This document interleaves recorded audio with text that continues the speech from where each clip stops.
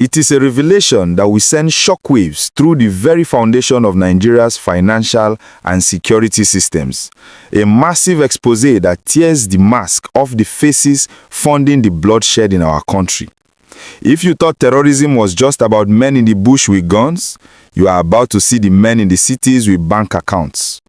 The headline is screaming, Sahara reporters uncovers 23 suspected terror financiers with billions in suspicious transactions. We are broadcasting this exclusive deep dive report today, Friday, December 5, 2025, to break down the identities, the billions, and the sophisticated networks that have been allegedly fueling Boko Haram and other terror groups while innocent Nigerians die. This is not just a list. It is a dossier of betrayal. We are talking about businessmen in Kano, traders in Zaria, and even international actors from Rwanda and Niger who have turned the killing of Nigerians into a multi-billion naira enterprise.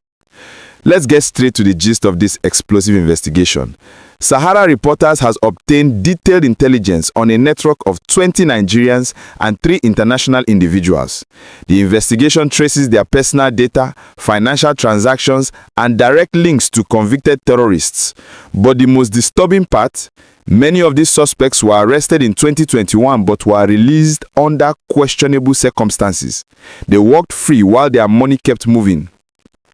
At the top of this list is Alhaji Saidu Ahmed, also known as Alhaji Saidu Gold. Based in Zaria, this businessman is identified as a key financier of Boko Haram. His accounts have recorded inflows totaling 4.8 billion naira. He is directly linked to convicts Surajo Abubakar Mohammed and Ibrahim Ali Al-Hassan, individuals already noted in UAE court proceedings for terrorism financing. This man is allegedly the bank for the boys in the bush. Then there is Hussaini Adamu, a Kano-based businessman operating 111 accounts across 9 banks. Yes, 111 accounts. His transactions reflect inflows exceeding 43 billion naira. He is implicated in facilitating the procurement of weapons. Imagine the volume of arms 43 billion naira can buy. This is not petty cash. This is war funding. We also have Mohammed Sani Adam, a trader in forex and precious stones. His 41 accounts show inflows of 54.1 billion naira. He is recognized as the right-hand man of Alhaji Saidu.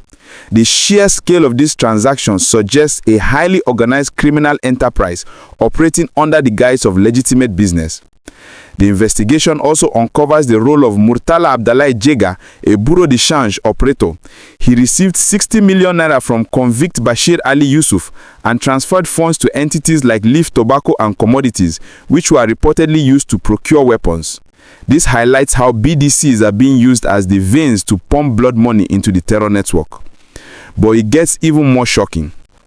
When we look at the international connections, the report lists Tribat Rujugiro Ayabatwa, a Rwandan businessman who died in April 2024. Before his death, his accounts showed inflows of 67 billion naira. He and his son, Paul Ninkwaya, co-owned Leaf Tobacco and Commodities, facilitating offshore transfers linked to the convicts. This proves that the terror financing network is not just local, it is transnational, involving tobacco companies and foreign businessmen. And then there is Abubakar Hima, known as Petit, an arms dealer from Niger operating in Abuja. His accounts facilitated transfers exceeding $1.19 million from the UAE to convicts associates. He is under investigation for fraud involving hundreds of millions of naira. This man was operating right under the nose of the government in the capital city. The list goes on to include public servants like Ladan Ibrahim, the chairman of the Sokoto Pilgrims Welfare Agency, whose accounts transferred significant sums to financiers, linking public funds to terrorist channels.